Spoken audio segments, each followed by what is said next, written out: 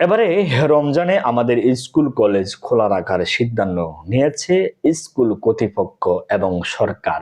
রমজানে সীমিত ক্লাস চালু রাখা ও ছুটি কমানোর সিদ্ধান্ত ঘিরে যে আলোচনা তৈরি হয়েছে তা আমাদের শিক্ষা ব্যবস্থার গভীর বাস্তবতাকেই সামনে এনেছে।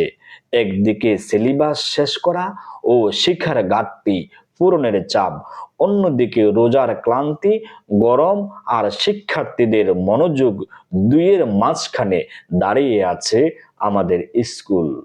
ক্যালেন্ডারের দিন বাড়লে যে শিক্ষা বাড়ে তা নয়।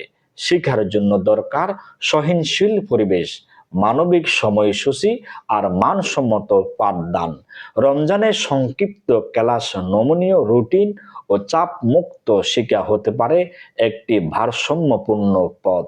সিদ্ধান্ত নেওয়ার আগে শিক্ষকদের অভিজ্ঞতা, অভিভাবকদের ভাবনা ও শিক্ষার্থীদের সক্ষমতাকে গুরুত্ব দেওয়া জরুরি।